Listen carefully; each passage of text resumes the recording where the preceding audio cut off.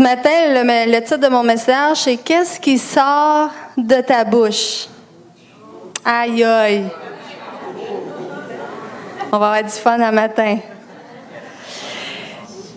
Et je me suis aperçue que dans la parole de Dieu, il y a énormément de versets sur la parole. Qu'est-ce qu'on dit? Qu'est-ce qu'on confesse?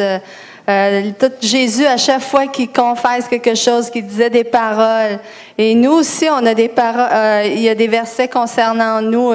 Comment est-ce qu'on doit parler? Comment est-ce qu'on doit confesser dans la vie? Comment ça doit sortir? Et on va voir l'influence de nos paroles. Et je crois qu'on n'est pas toujours conscient de tout ce qui sort de notre bouche et l'effet que ça a sur nous-mêmes, sur notre propre vie et sur la vie des gens autour de nous. Et la parole de Dieu nous dit qu'on peut déplacer des montagnes par la foi.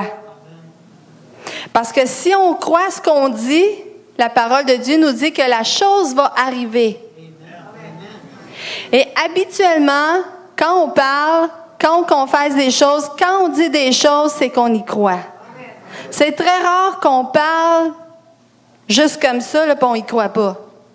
Hein? Souvent, on dit des choses des fois négatives. « Ah, je suis pas capable, j'ai peur, c'est ci, c'est ça, ou je suis content. » Mais habituellement, quand tu dis des paroles, tu vis ces choses-là, tu y crois ces choses-là.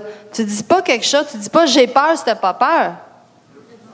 Hein? En général, là, quand on parle, c'est vraiment parce qu'on y croit. Et quand on croit quelque chose, la chose arrive. Et on va faire la différence ici un peu avant entre la pensée positive et la foi. La pensée positive, c'est quelque chose qu'on va se répéter plusieurs fois afin de se convaincre. Hein, j'ai pas peur, j'ai pas peur, j'ai pas peur, j'ai pas peur, puis j'ai pas peur. Puis là, on essaye de se convaincre. Tandis que la foi, tu peux dire une seule fois, puis parce que tu es convaincu, ça va arriver. C'est ça qui fait la différence. C'est pas d'essayer de se convaincre à répéter, mais ce que tu dis, tu le crois et la chose va arriver. C'est la différence entre les deux. On va tourner dans Matthieu chapitre 12. Vous allez voir, on va voir quand même plusieurs versets. Verset 34, la deuxième partie, et 35. « Car ce qu'on dit vient de ce qui remplit le cœur. L'homme qui est bon tire de bonnes choses du bon trésor qui est en lui. Mais l'homme qui est mauvais tire de mauvaises choses du mauvais trésor qui est en lui. » Et ce qu'on dit, ce qui sort de notre bouche, c'est vraiment qu'est-ce qu'il y a dans le fond de notre cœur. Et peut-être, je ne sais pas si vous êtes conscient, mais on peut savoir ce qui se passe dans ton cœur juste par la façon que tu parles. Les mots qui vont sortir de ta bouche, la façon que tu parles à tous les jours, la façon que tout ce qui sort, on peut savoir si vous êtes heureux, si vous êtes malheureux, si vous êtes content, si vous êtes fâché, si vous êtes joyeux. On peut savoir ce qui se passe en dedans de vous. Vous ne pouvez pas cacher ça. À moins que vous dites, là, il faut que je fasse attention, il faut que j'ose la comédie, là. Mais en général, on parle, ça sort, puis on peut savoir ce qui se passe dans votre cœur. Prochain verset, Proverbes, chapitre 13, verset 3. « Qui veille sur ses paroles préserve sa vie, mais celui qui ouvre grand la bouche court à sa ruine. » Attention, si tu veux préserver ta vie, veille sur tes paroles, parce que ce que tu vas dire, tu vas le récolter. Dans Matthieu chapitre 15, verset 18, « Mais ce qui sort de la bouche vient du cœur, et c'est cela qui rend l'homme impur. » Dieu est le créateur. Il a tout créé par la parole, par la bouche. Il a tout créé, Dieu. Et Dieu nous a formés à l'image, à son image. Donc, alors on peut créer nous aussi par nos paroles et par notre bouche. Et qu'est-ce que tu es en train de produire par ta bouche? De créer, de prophétiser. Vous savez, quand on parle, c'est presque de la prophétie. Parce qu'à force de dire des paroles, tu vas finir par l'avoir. Et un soir, j'en ai parlé, v'là une couple de mois, avec les femmes à la réunion de prière, un peu de ce sujet-là. Un soir, il y a une question qui est passée dans mes pensées. Et Guy était juste à côté de moi et j'en ai profité juste pour y lancer la question, voir qu'est-ce qu'il pensait de ça. Et ça m'arrive souvent d'avoir des questions comme ça, un peu hors de l'ordinaire, là. Je suis quelqu'un qui est très pensif, quelqu'un qui réfléchit tout le temps. Je cherche toujours à comprendre les choses. Et j'ai dit à Guy, est-ce normal qu'en vieillissant, vous allez voir, ça va vous faire travailler vous aussi. Est-ce normal qu'en vieillissant, il y a des bobos qui apparaissent dans notre corps? Ou si c'est simplement parce que tout le monde le dit et que j'y crois. Et c'est une question qui m'a... J'étais en train de lire, pourtant c'était pas sur le sujet, je ne sais pas qu'est-ce qui est arrivé. La question m'est arrivée dans mes pensées tout à coup comme ça. Est-ce normal qu'en vieillissant, il y a des bobos qui apparaissent? Ou si c'est parce que tout le monde le dit, fait que ça arrive. Puis j'y crois. J'y crois parce que tout le monde le dit. Ça doit être ça. Ça doit être la vérité. Et on entend souvent dire qu'à l'âge de 40 ans, il y a tel bobo qui apparaît. À l'âge de 50 ans, c'est tel bobo qui apparaît. À l'âge de 60 ans, c'est tel bobo qui apparaît. Et etc. La parole de Dieu, elle me dit qu'il te soit fait selon ta foi.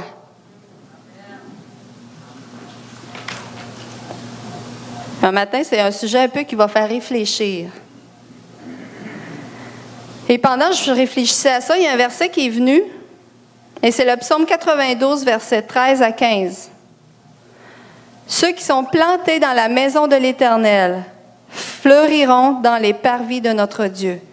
Et ils porteront des fruits encore dans la blanche vieillesse. Et ils seront pleins de sève et verdoyants. Et moi, quand je pense à ça, un arbre qui porte de la sève puis qui est verdoyant, c'est comme un jeune arbre.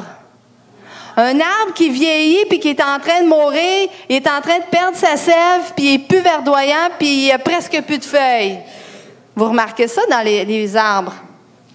Mais Dieu dit que dans la blanche vieillesse, ils seront pleins de sève et verdoyants. Qu'est-ce que tu veux croire? La parole de Dieu ou ce qu'on entend, ce qu'on nous dit? Afin d'annoncer que l'Éternel est droit, il est mon rocher et il n'y a point d'injustice en lui. Oui, la parole de Dieu me dit qu'on parle ici de blanche vieillesse. Oui, c'est sûr, nos cheveux changent de couleur, puis on sait qu'on vieillit. Mais la parole dit qu'on va être quand même porter encore de la sève et qu'on va être verdoyant et qu'on va porter du fruit. Un autre verset, Isaïe 46, verset 4.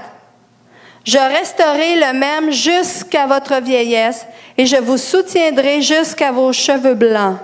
Est-ce que Dieu nous lâche en vieillissant? C'est moi qui vous ai soutenu et je vous porterai, oui, je vous soutiendrai et vous délivrerai. En Isaïe 40, versets 29-31. Il donne de la force à qui est las, et il augmente la vigueur de celui qui est fatigué. Les jeunes gens se lassent et ils s'épuisent, et même de robustes gaillards tombent. Mais, ça j'aime ça, mais ceux qui comptent sur l'Éternel renouvellent leur force. Ils prennent leur envol comme de jeunes aigles. On parle de vieillesse ici, n'est-ce pas? Est-ce qu'on dit que quand tu vieillis, là, tu vas perdre tes forces, puis tu vas t'affaiblir, puis tu vas te désintégrer, puis tu vas te traîner de la patte, puis... Non, ça dit, ils vont prendre leur envol comme de jeunes aigles. Et qui ces gens-là? C'est qui ces gens-là?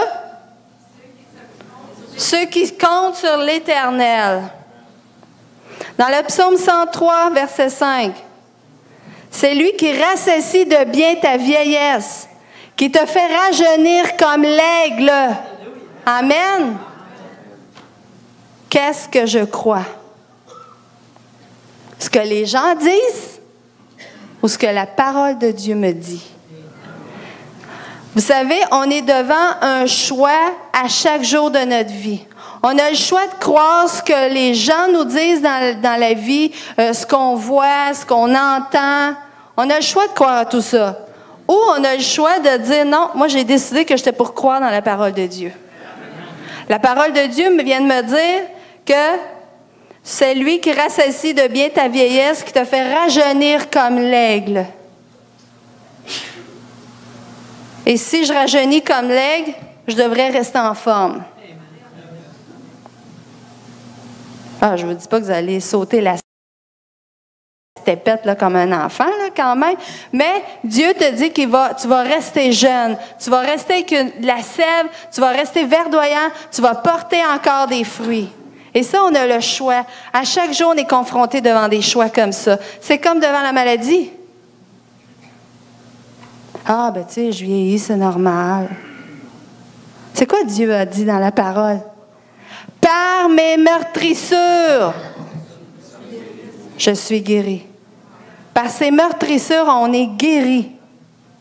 Tu as le choix de ce que tu veux croire.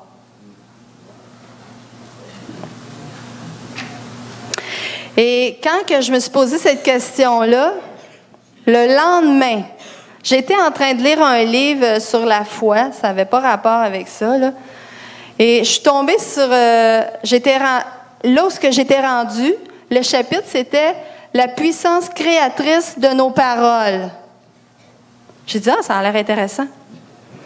Et je vais vous lire le début de ce chapitre-là. C'était un pasteur qui avait rencontré un neurochirurgien de Corée. Il dit « Un matin, je prenais mon petit déjeuner en compagnie de l'un des plus grands neurochirurgiens de Corée.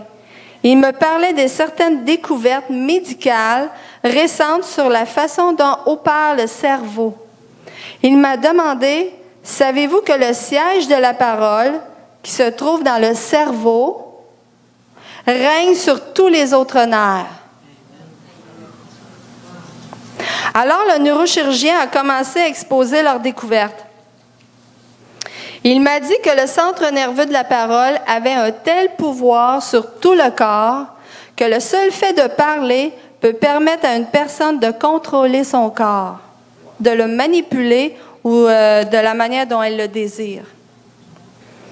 Et il continue, il a dit, si quelqu'un ne cesse de répéter, je m'affaiblis de plus en plus, alors très vite, les nerfs de notre corps reçoivent ce message et se disent « Préparons-nous à devenir plus faibles, car nous avons reçu des instructions de la part de notre siège social, selon lesquelles nous devrions nous affaiblir. »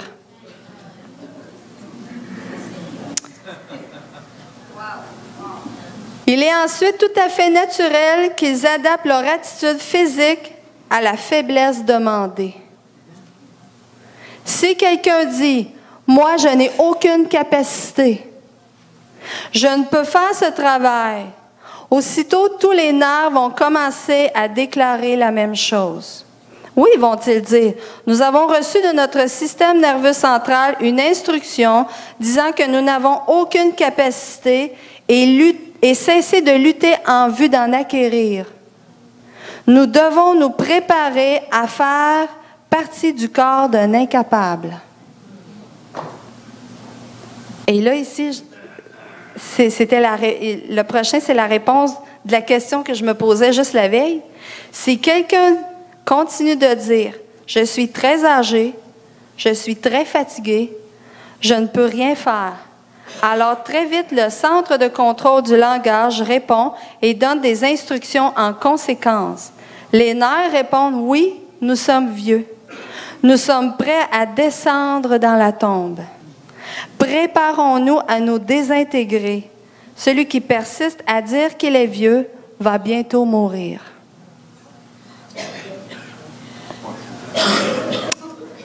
Peut-être qu'il y en a qui vont dire « J'exagère un peu, là. » Ici, j'ai un verset qui confirme ce que ce médecin a fait comme découverte. Ça fait quelques années, cette découverte-là. Là. Dans Proverbe 18, verset 21, « La mort et la vie sont au pouvoir de la langue. Vous aurez à vous rassasier ou à manger des fruits que votre langue aura produits. »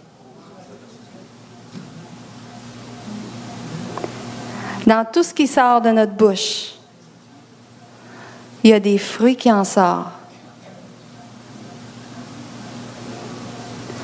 Et j'ai trouvé un passage dans la parole de Dieu qui explique exactement ce que le médecin vient d'expliquer.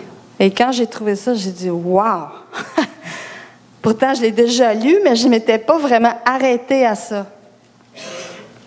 C'est dans Jacques, chapitre 3, versets 2 à 4. « Car chacun de nous commet des fautes de bien des manières. Celui qui ne commet jamais de faute dans ses paroles est un homme parvenu à l'état d'adulte, capable de maîtriser aussi son corps tout entier. Celui qui parle d'une façon correcte, qui parle correctement, qui ne fait pas de faute dans ses paroles, il maîtrise tout son corps. Quand nous mettons un mort dans la bouche des chevaux pour qu'ils nous obéissent, nous dirigeons aussi tout leur corps. Pensez encore aux bateaux. Même s'il s'agit de grands navires et s'ils sont poussés par des vents violents, il suffit d'un tout petit gouvernail pour les diriger au gré du pilote. Tu peux diriger un bateau complet juste par le tout petit gouvernail dans l'eau. Tu peux diriger un cheval complètement par le mort qui est dans sa bouche. Et tu peux diriger ton corps entier par les paroles qui vont sortir, par ta langue. Versets 9 à 10, on continue sur le sujet de la parole. Nous nous en servons pour louer le Seigneur, notre Père, et nous nous en servons aussi pour maudire les hommes, pourtant créés pour être ceux qui lui ressemblent. De la même bouche sortent bénédiction et malédiction. Mes frères, il ne faut pas qu'il en soit ainsi. Il ne faut pas qu'il en soit ainsi. Choisis la bénédiction ou la malédiction. Comment on peut se promener entre deux, louer Dieu et maudire l'homme? Et ici, j'ai un exemple d'une amie de une couple d'années que j'ai rencontrée. Et puis, elle me disait, elle répétait souvent le mot maudit. Et un jour, elle a maudit une partie de son corps parce qu'il lui faisait mal.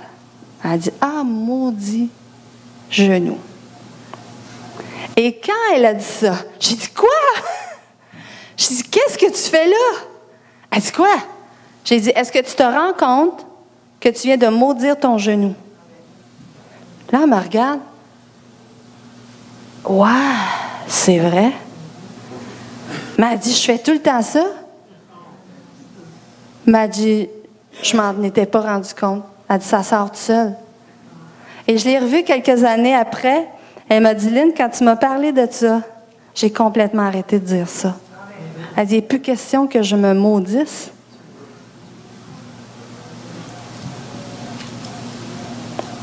Et ici, j'ai la définition du mot maudire. Voué au malheur. Appeler sur quelqu'un la malédiction, la colère divine, c'est l'opposé de la bénédiction. Ou le mot maudit, maudite, puis je vais oser dire plus, motadi, motadite.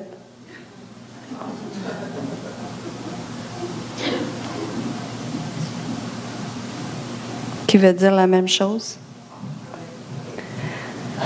Ça veut dire qu'il est rejeté par Dieu. Ceux qui sont condamnés, rejetés. Attention à ce qui sort de votre bouche.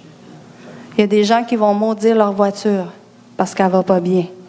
Ah! Ou leur maison, parce qu'il y a toujours des problèmes dans la maison. Ah! Cette maison-là. Il y en a qui vont le dire envers leurs enfants. Il y en a qui vont le dire envers leurs parents. Ah, voisins là. Attention. C'est grave. Vous appelez la malédiction. C'est exactement ce que vous faites quand vous employez ces genres de mots-là. On va voir une petite histoire concernant cela. Marc, chapitre 11, versets 12 à 14. Le lendemain, comme il sortait de Béthanie avec eux, il eut faim. On parle de Jésus. Il aperçut de loin un figuier couvert de feuillage. Et il se dirigea vers cet arbre pour voir s'il y trouverait quelques fruits. Quand il se fut approché, il n'y trouva que des feuilles, car ce n'était pas la saison des figues. C'est normal, il n'y avait pas de figues, ce n'était pas la saison.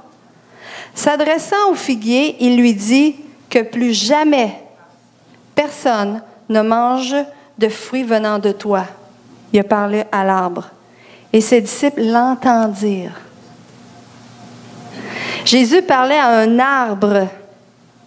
Et nous savons aussi qu'il parlait à voix haute parce que ça dit que les disciples l'ont entendu. Et sur le moment même, il n'est rien arrivé à l'arbre.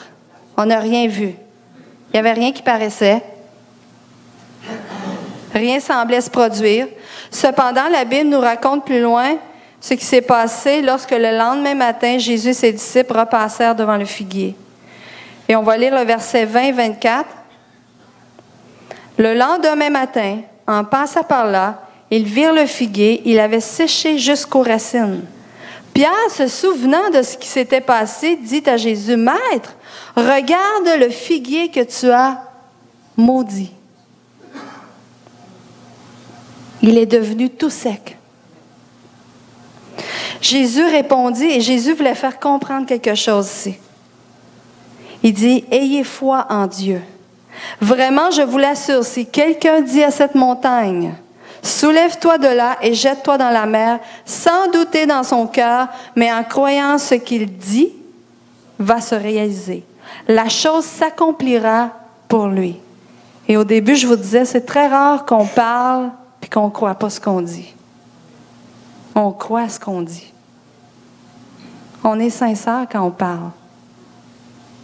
Que ce soit des belles paroles ou des mauvaises paroles, on y croit. Et si tu y crois, la chose va s'accomplir. C'est pourquoi je vous le déclare, tout ce que vous demandez dans vos prières, croyez que vous l'avez reçu et cela vous sera accordé. Si vous croyez dans ce que vous dites, vous allez voir la chose arriver. Et ici, on voit que Jésus met autant l'accent sur ce que nous disons que ce que nous croyons. Il y a tout un pouvoir dans notre bouche. Le corps va suivre ce que vous dites, qui veut dire que votre corps va se soumettre à tout ce que vous dites. Si tu dis « je suis toujours malade », ton corps va se soumettre à tes paroles. Il va exécuter. Par exemple, on va regarder différents exemples, juste pour vous faire saisir encore plus. Si tu es content, si tu es heureux, on va l'entendre dans vos paroles. Parce que vous êtes content, là, vous êtes heureux, vous avez une bonne nouvelle, puis là, vous allez le dire, puis là, je suis assez content. Puis peut-être que vous allez chanter, peut-être que vous allez siffler, parce que là, vous êtes tellement content. Et qu'est-ce qui arrive à votre corps? Votre corps a le goût de danser, il a le goût de sauter, et vous allez vous sentir tout léger. Parce que vous êtes heureux et vous êtes content. Mais si vous êtes fâché, on va l'entendre dans votre bouche. Il va sortir toutes sortes d'affaires. Vous allez avoir le goût de taper du pied, de fesser quelque chose, de casser quelque chose, et votre corps va se crisper. Vos muscles vont se serrer, parce que là, vous n'êtes pas de bonne humeur. N'est-ce pas? Le corps suit ce qu'on dit. Si vous êtes peiné, si vous êtes découragé, vous êtes en dépresse, vous ne savez plus où vous garacher, vous allez le dire, « Ah, j'y arriverai pas, je ne suis pas capable. » C'est toujours à moi que ça arrive. Je m'en sortirai pas. Et qu'est-ce qui va arriver à votre corps?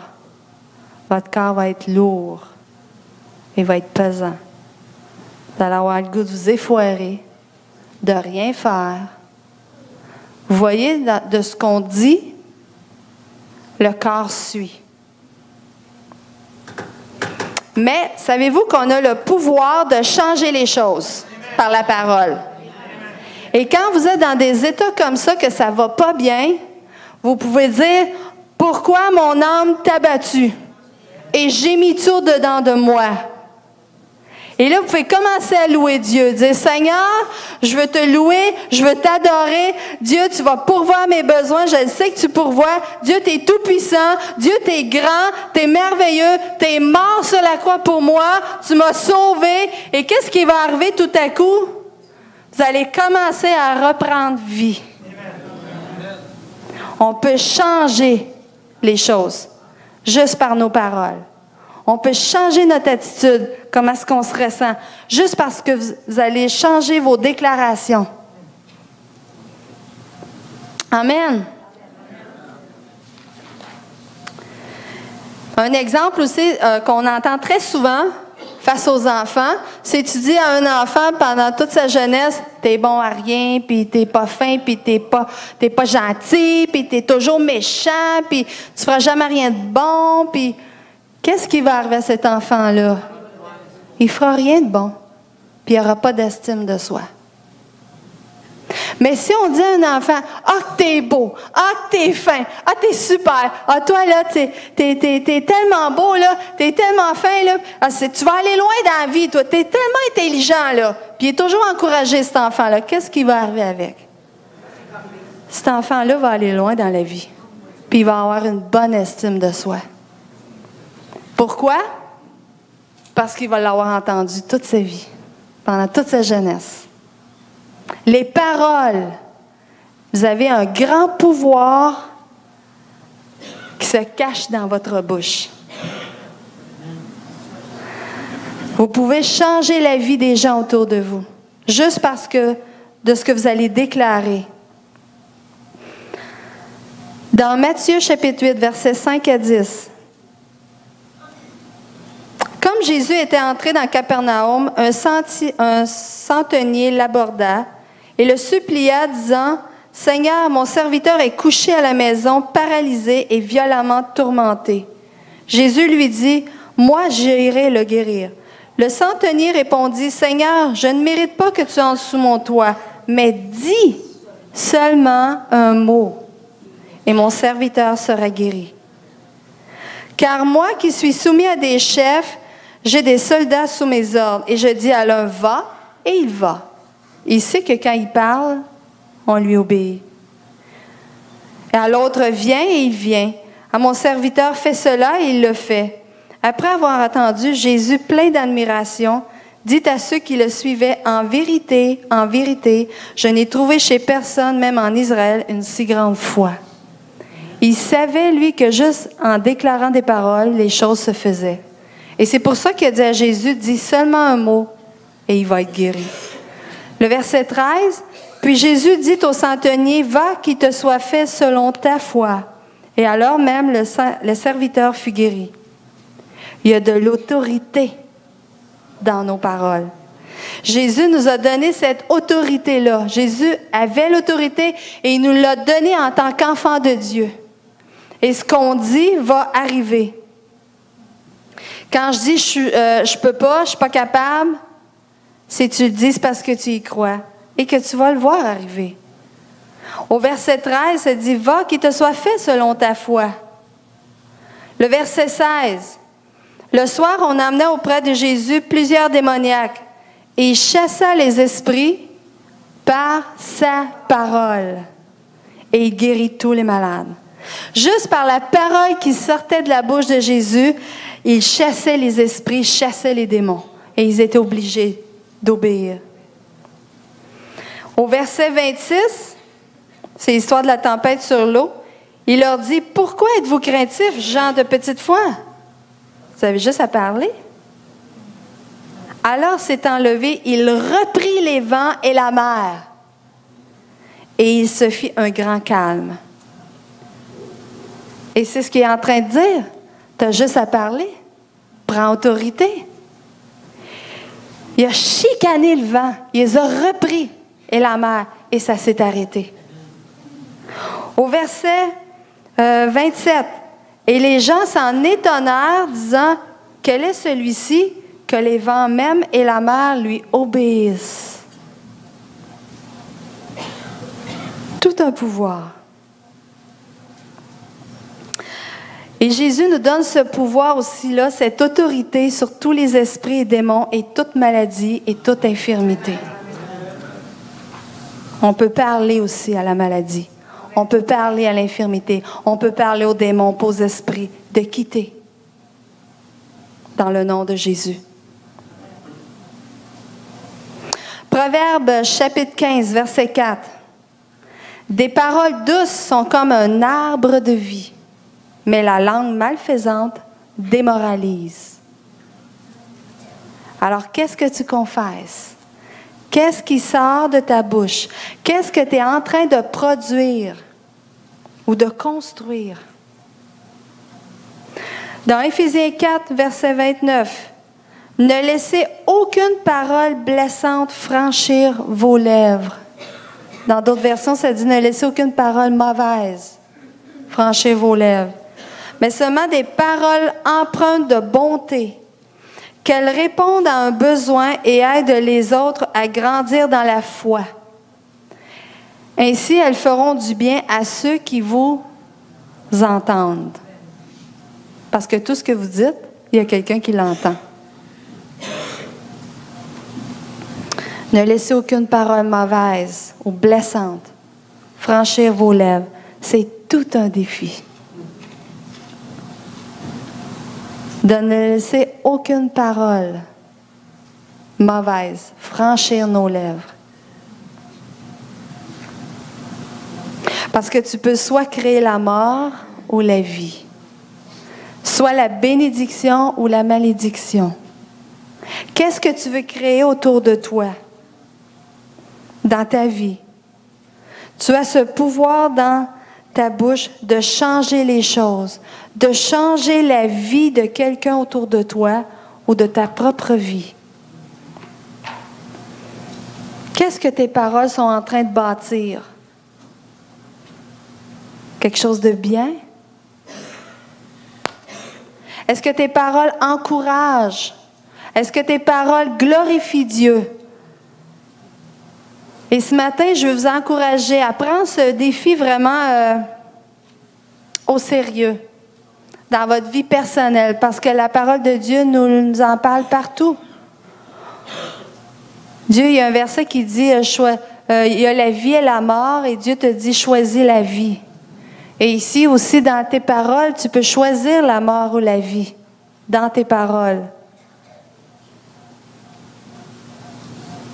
Est-ce que je prononce la vie autour de moi?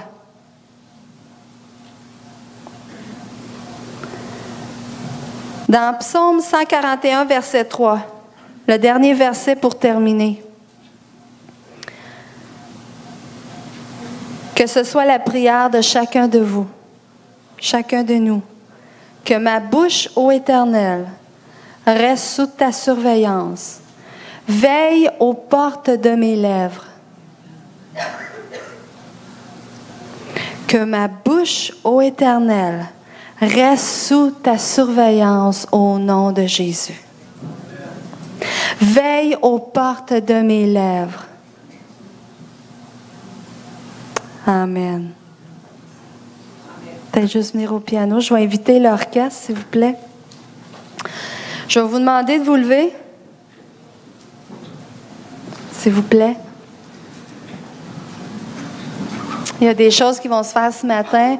Je veux faire une prière pour chacun de nous. En terminant. Alléluia. Alléluia, Jésus. Père éternel, au nom de Jésus, je vais t'élever ton peuple ce matin, Seigneur. Je vais t'élever tes fils et tes filles au trône de ta grâce, ô Dieu. Père, je te prie de garder notre bouche, Seigneur. Garde nos lèvres. Seigneur, qu'il n'y ait que des paroles de vie qui sortent de nos bouches. Que des paroles de vie. Qu'il n'y ait plus de paroles de mort, des paroles qui détruisent, qui sortent de nos bouches, mais seulement des paroles de vie, des paroles pour construire, des paroles pour encourager, des paroles pour te glorifier, ô Dieu. Seigneur, viens mettre une protection sur chacune de nos bouches. Apprends-nous à parler. Tes disciples un jour sont venus vers toi pour te demander, apprends-nous à prier. Ce matin, je vais te demander, apprends-nous à parler, à bien parler. Que ce soit la bénédiction qui sort de nos bouches. Au nom de Jésus. Des paroles pour construire dans le nom de Jésus.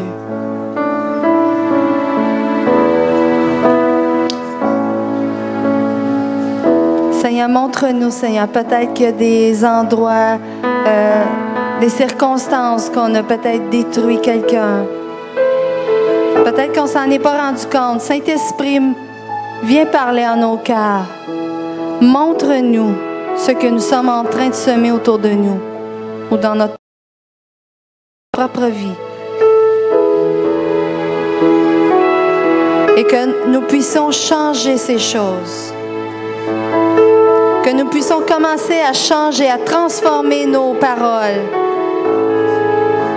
Et que nous puissions commencer maintenant, dès maintenant, à construire autour de nous, à changer la vie des gens autour de nous.